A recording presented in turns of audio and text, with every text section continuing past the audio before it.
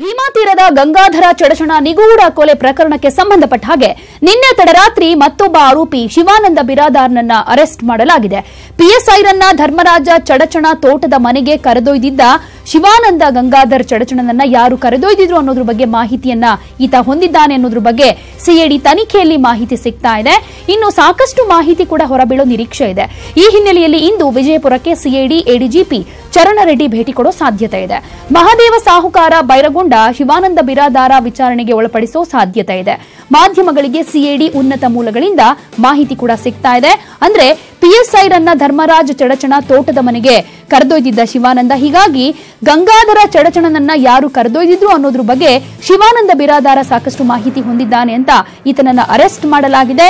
ಈ ಹಿನ್ನೆಲೆಯಲ್ಲಿ ಇಂದು ವಿಜಯಪುರಕ್ಕೆ CID ADGP ಚರಣ ರೆಡ್ಡಿ ಭೇಟಿ ಕೊಡೋ ಸಾಧ್ಯತೆ ಇದ್ದು ಮತ್ತಷ್ಟು ವಿಚಾರಣೆಗೆ ಒಳಪಡಿಸಲಾಗುತ್ತೆ.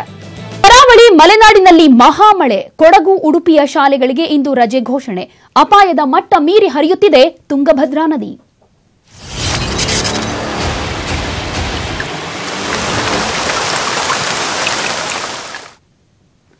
ಕೊಡಗು, ಉಡುಪಿ, ಶಿವಮೊಗ್ಗದ ಹಲವು ಕಡೆ ಧಾರಾಕಾರ ಮಳೆಯಾಗ್ತಾ ಇದೆ. ಮುನ್ನೆಚ್ಚರಿಕಾ ಕ್ರಮವಾಗಿ ಶಾಲಾ ಕಾಲೇಜುಗಳಿಗೆ ರಜೆ ಘೋಷಣೆ ಮಾಡಲಾಗಿದೆ.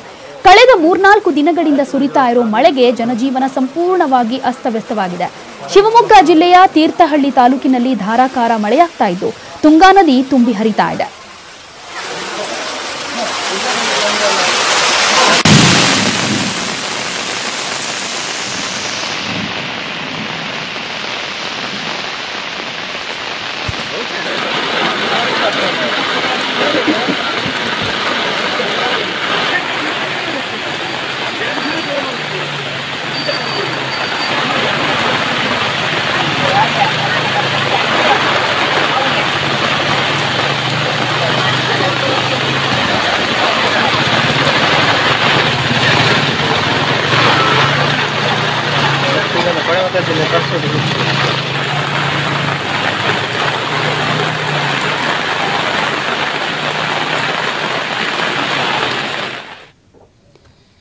ಚಿಕ್ಕಮಗಳೂರಿನಲ್ಲಿ ಮಳೆ ಕಡಿಮೆಯಾಗಿದೆ. ಶೃಂಗೇರಿ, ಕಳಸ, ಕುದುರೆಮುಖ, ಬಾಳೆಹೊನ್ನೂರು ಭಾಗದಲ್ಲಿ ಮಳೆ ಕೊಂಚ ಕಡಿಮೆಯಾಗಿದ್ದು ತುಂಗಭದ್ರಾ ನದಿ ಅಪಾಯದ ಮಟ್ಟವನ್ನ ಮೀರಿ ಹರಿತಾ ಇದೆ.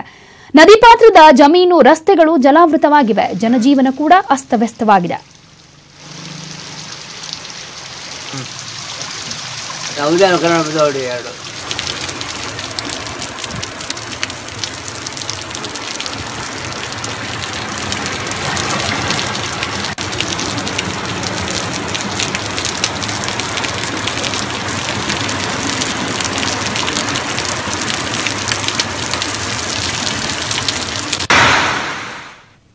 ಮಹಾರಾಷ್ಟ್ರದ ಘಟ್ಟ ಪ್ರದೇಶದಲ್ಲಿ ಭಾರಿ ಮಳೆಯಾಗ್ತಾ ಇದ್ದು ದೂದ್ಗಂಗಾ, ಪಂಚಗಂಗಾ ಹಾಗೂ ಕೃಷ್ಣಾ ನದಿಗಳು ಮೈದುಂಬಿ ಹರಿತಾ ಇವೆ. ಇದರಿಂದ ಚಿಕ್ಕೋಡಿ ತಾಲೂಕಿನ ಕೃಷ್ಣಾ ನದಿ ತೀರದಲ್ಲಿ 2 ಕೆಳಹಂತದ ಸೇತುವೆಗಳು ಮುಳುಗಡೆಯಾಗಿದ್ದು ಆತಂಕ ಸೃಷ್ಟಿಯಾಗಿದೆ.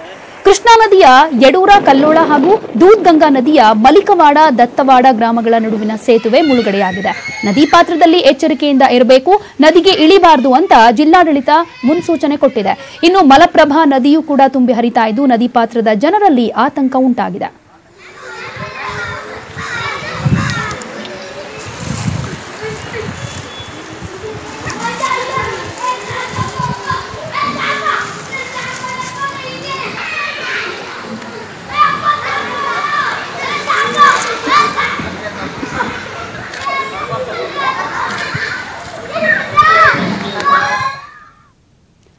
ಒಂದು ವಾರದಿಂದ ಎಡಬಿಡದೆ ಸುರಿತಾ ಇರೋ ಮಹಾ ಮಳೆ ಮುಂಬೈನಲ್ಲಿ ಕೊಂಚ ಕಡಿಮೆಯಾಗಿದೆ. ಮಳೆ ಕಡಿಮೆಯಾಗಿದ್ರೂ ಕೂಡ ಮಳೆಯ ಅವಾಂತರ ಮಾತ್ರ ಕಮ್ಮಿಯಾಗಿಲ್ಲ.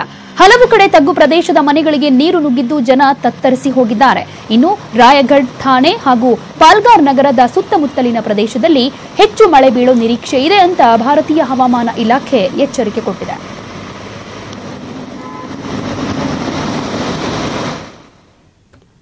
ಜಪಾನ್ನಲ್ಲಿ ಹಿಂದೆಂದೂ ಕಾಣದಷ್ಟು ಪ್ರವಾಹ ಸೃಷ್ಟಿಯಾಗಿದ್ದು 100ಕ್ಕೂ ಹೆಚ್ಚು ಜನ ಸಾವನ್ನಪ್ಪಿದ್ದಾರೆ. 54ಕ್ಕೂ ಹೆಚ್ಚು ಜನ ನಾಪತ್ತೆಯಾಗಿದ್ದಾರೆ. ಜಪಾನ್ನ ನೈಋತ್ಯ ಭಾಗದಲ್ಲಿ ಸಾವಿರಾರು ಜನ ಮನೆ ಮಠ ಕಳೆದುಕೊಂಡು ಬೀದಿಗೆ ಬಿದ್ದಿದ್ದು ಇದುವರೆಗೂ 54,000 ಜನರ ರಕ್ಷಣೆ ಮಾಡಲಾಗಿದೆ. ಜಪಾನ್ ಮಿಲಿಟರಿ, ಪೊಲೀಸ್ ಪಡೆ, ಅಗ್ನಿಶಾಮಕ ಪಡೆ, ರೆಸ್ಕ್ಯೂ ಟೀಮ್ಗಳೆಲ್ಲ ಹಗಲು ರಾತ್ರಿ ಎನ್ನದೆ ಜನರಿಗೆ ಊಟ ನೀರು ಪೂರೈಕೆ ಮಾಡ್ತಾ ಇದ್ದಾರೆ. ಕೈಗಾರಿಕೆಗಳು ಬಂದ್ ಆಗಿದೆ, ಸಾರಿಗೆ ವ್ಯವಸ್ಥೆ ಹದಗೆಟ್ಟಿದೆ.